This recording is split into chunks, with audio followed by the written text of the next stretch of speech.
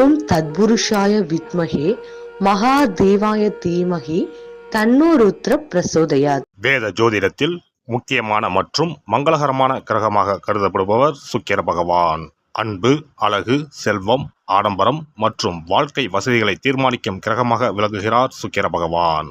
சுக்கிர பகவான் பொதுவாக சுமார் 25 நாட்களுக்கு ஒருமுறை தனது ராசியை மாற்றுவார். அந்த வகையில் வரும் மார்ச் மாதம் 26ஆம் தேதி வியாழக்கிழமை அன்று அதிகாலை 5:30 மணிக்கு மீனராசியில் இருந்து வெளியேறி மேசராசிக்கு பயிற்சியாக உள்ளார். சுக்கிர பகவான் மேசராசியில் ஏப்ரல் மாதம் 19ஆம் தேதி பிற்பகல் 3:51 வரை பயணம் செய்வார்.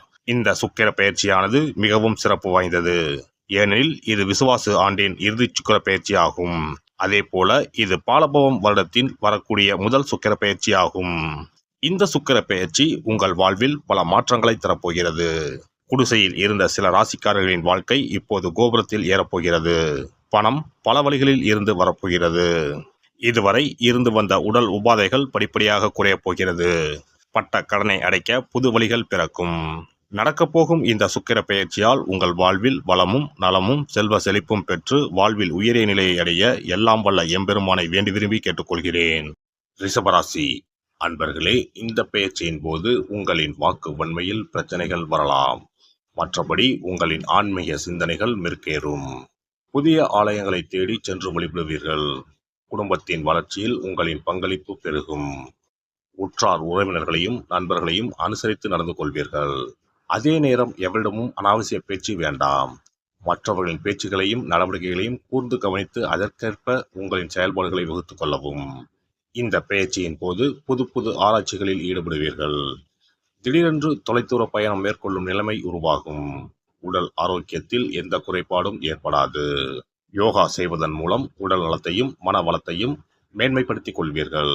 செய்தொழிலில் படிப்படியான வளர்ச்சி ஏற்பட்டு பொருளாதார நிலை உயரும். போட்டியாளர்கள் பின்வாங்குவார்கள். அரசு வகையில் சில சலுகைகள் தேடி வரும். இந்த காலகட்டத்தில் மனதில் ஏற்பட்ட இனம் புரியாத வேதனைகளும் பயங்களும் முற்றிலும் நீங்கிவிடும். உங்களுக்கு கீழ் பணிபுரிபவர்களின் குறைகளை கண்டறிந்து தயவு தாட்சணியமின்றி திருத்துவீர்கள். பெரியோரை தேடிச் சென்று அவர்களின் ஆசைகளை பெறுவீர்கள். நேர்வழியில் செயல்பட்டு வெற்றி பெறுவீர்கள். எதிர்பார்த்த அளவுக்கு வருமானம் கிடைக்கும். உங்களின் முடிவுகளை பயமின்றி செயல்படுத்துவீர்கள். குடும்பத்தினரை அனுசரித்து நடந்து கொள்வீர்கள். போட்டியாளர்கள் உங்களை ஏமாற்ற முடியாது. உங்களின் நெடுநாளைய ஆசை ஒன்று இந்த காலகட்டத்தில் பூர்த்தியாகும். உங்களின் தெளிந்த சிந்தனைகளால் பிறருக்கு தகுந்த அறிவுரைகளை வழங்குவீர்கள். உங்களை சார்ந்தவர்களுக்கு தன்னம்பிக்கை அளிப்பீர்கள். வெளிநாடு விசா குறித்த சந்தேகத்தில் இருந்தவர்களுக்கு ஆச்சரியப்படும் வகையில் விசா கிடைத்துவிடும். காணாமல் போயிருந்த பொருட்கள் மீண்டும் கைக்கு வந்து சேரும். குழந்தை பாக்கியம் இல்லாதவர்களுக்கு இந்த காலகட்டத்தில் புத்திர பாக்கியம் கிடைக்கும். பணிபுரிப்பவர்களுக்கு இந்த காலகட்டத்தில் ஓரளவுக்கு முன்னேற்றம் காணப்படும்.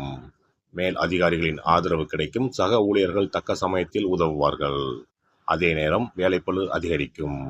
எனவே பொறுப்புடனும் நிதானத்துடனும் நடந்து கொள்ளுங்கள்.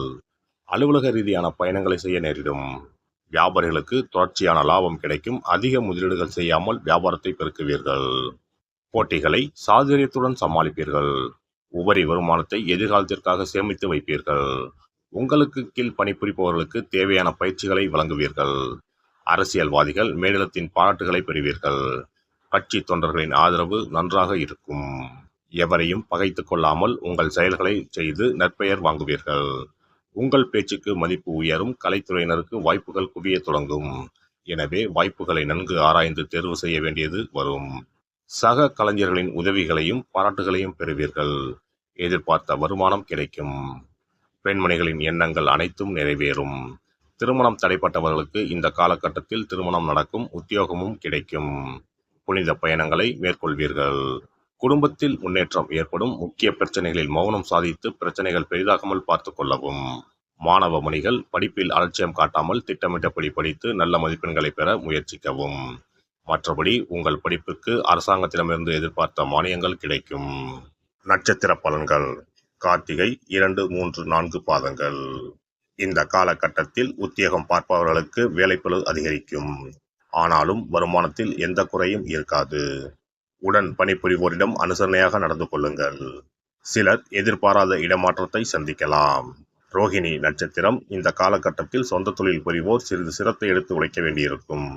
ஆனாலும் உழைப்புக்கு ஏற்ற லாபம் கிடைக்கும். தொழில் நிமித்தமாக நீண்ட தூரம் பயணம் போக வேண்டி வரும். மிருகசிரிசம் 1-2 பாதங்கள். இந்த காலகட்டத்தில் எதிரிகள் வகையில் அசால்ட்டாக இருத்தல் கூடாது. புதிய முதலீடுகளின் போது ஆலோசனைகள் அவசியமாகிறது. பண விஷயத்தில் தொடர்ந்து அக்கறை தேவை. வெள்ளிக்கிழமை தோறும் அருகில் இருக்கும் பெருமாள் கோவிலுக்கு சென்று வரவும். ஓம் நமோ நாராயண என்ற மந்திரத்தை தினமும் 11 முறை சொல்லுங்கள்.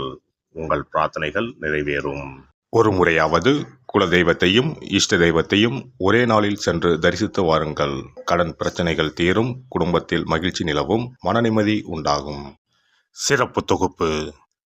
இனி சுக்கிர பகவானின் அருளை முழுமையாக பெற வெள்ளிக்கிழமையில் செய்ய வேண்டிய வழிபாடு என்ன என்பதனை பற்றி காண்போம். வெள்ளிக்கிழமை என்பது தெய்வ வழிபாட்டிற்கு உரிய நாளாகும். அதிலும் குறிப்பாக மகாலட்சுமியை வழிபடுவதற்கு சிறப்பான கிழமையாக கருதப்படுகிறது. நமக்கு செல்வத்தை வாரி வழங்கக்கூடிய மகாலட்சுமி தேவியும் குபேரனும் நம்முடைய பூர்வ ஜென்ம கர்ம வினைக்கு ஏற்ப பலாபலன்களை கொடுக்கிறார்கள். அதை அனுபவிக்க செய்யும் பொறுப்பு சுக்கிர பகவான் பார்த்து கொள்கிறார்.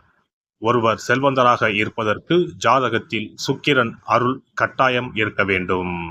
சுக்கிரனுடைய அருள் பெற வெள்ளிக்கிழமையில் சுக்கிரஹோரை வரும் நேரத்தில் இவ்வாறு வழிபாடு செய்தால் சுபபோக வாழ்க்கையை அனுபவிக்க முடியும். ஒருவருடைய ஜாதகத்தில் சுக்கிரன் நீச்சம் பெற்றால் உடல் ரீதியான ஆரோக்கிய ரீதியான பாதிப்புகள் ஏற்படும். சொத்து சுகங்கள் எவ்வளவு இருந்தாலும் அதை முழுமையாக அனுபவிக்க முடியாமல் செய்துவிடும். பெரிய பெரிய பணக்காரர்களை எடுத்துக்கொண்டால் அவர்களிடம் எவ்வளவு காசு கொட்டி கிடந்தாலும் சுக்கிர தசை இல்லை என்றால் அவ்வளவு பணமும் வீண் விரயமாகத்தான் போகும். குறிப்பாக மருத்துவ செலவுகள் செய்தே சொத்துக்கள் அழியும் நிலை வரும். இதற்கு சுக்கிர பகவானுடைய வழிபாடு நல்ல ஒரு பலனை கொடுக்கும். சுக்கிர பகவானுக்கு வெள்ளிக்கிழமை என்பது உரிய தினமாகும். சுக்கிரன் அருள் பெற வீட்டில் வெள்ளி பொருட்களை பயன்படுத்துவது நலமாகும். வெள்ளியில் சுக்கிரன் வசிப்பதாக ஐதீகம் உள்ளது. வெள்ளி பொருட்கள் கொண்டு பூஜை செய்தால் சகல சௌபாக்கியங்களும் உண்டாகும். சுக்கிர வழிபாடு செய்ய நினைப்பவர்கள் காலை 6 மணி முதல் 7 மணி வரையிலான காலம் சுக்கிரஹோரை ஆகும். அதனை தவறவிட்டால் மதியம் 1 மணி முதல் 2 மணி வரை சுக்கிரஹோரை நிகழ்கின்றது. அதையும் தவறவிட்டால் இரவு 8 மணி முதல் 9 மணி வரையிலான சுக்கிரஹோரை நேரத்தில் வழிபாடுகள் செய்து பயன்பெறலாம்.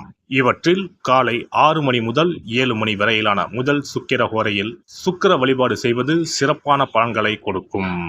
காலை முதல் மாலை வரை உபவாசம் இருந்து சுக்கிர பகவானுக்கு உரிய காயத்ரி மந்திரத்தை உச்சரித்து கல்கண்டு சேர்த்த சர்க்கரை பொங்கலை நைவேத்தியம் படைத்து வெள்ளை நிற பூக்களால் அர்ச்சனை செய்ய வேண்டும். சுக்கிர தசை நடப்பவர்களும் சுக்கிரன் நீச்சம் பெற்ற ஜாதகக்காரர்களும் இந்த வழிபாடு செய்வது சிறப்பான பலன்களை கொடுக்கும். சுக்கிர தசை நடக்கும் பொழுது சுக்கிர வழிபாடு செய்து வர வருமானத்தை சுகமான வாழ்க்கை வாழ்வதற்கு உரிய வகையில் பயணிக்க செய்யும். வீடு நிலம் வாங்குவது, ஆடம்பர பொருட்கள் சொத்துக்கள் போன்றவற்றை வாங்க வைக்கும். அதுவே சுக்கிரன் நீசம் பெற்ற காலத்தில் இந்த வழிபாடு செய்பவர்களுக்கு வீண் விரயங்கள் இல்லாமல் ஓரளவிற்கு வறுமையிலிருந்து பிழைக்கச் செய்யும். வெள்ளிக்கிழமையில் நவக்கிரக கோவிலுக்கு சென்று சுக்கிர பகவானுக்கு வெள்ளை வஸ்திரம் சாற்றி வழிபாடு செய்யலாம். வெள்ளை நிற நைவேத்தியங்கள் தயார் செய்து கோவிலில் வரும் பக்தர்களுக்கு தானம் செய்யலாம். இவ்வாறு செய்து வர சுக்கிரனின் முழு அருளும் கிடைக்கப் பெற்று வாழ்வில் உயரிய நிலையை அடைவீர்கள். எல்லாம் வல்ல இறையருளால் நீங்களும் உங்கள் அன்பு குடும்பமும் உடல் நலம், நீலாயுள், நிறை செல்வம், உயர் புகழ், மெய்ஞானம் ஓங்கி வாழ்க வளமுடன். இந்த வீடியோ பதிவு உங்களுக்கு பிடித்திருந்தால் லைக் பண்ணுங்க, கமெண்ட் பண்ணுங்க, ஷேர் பண்ணுங்க, மறக்காம சப்ஸ்கிரைப் பண்ணுங்க, பக்கத்துல இருக்கிற பெல் பட்டனை கிளிக் பண்ணுங்க. நன்றி, வணக்கம். ஓம் நமச்சிவாய. சிவாய நம.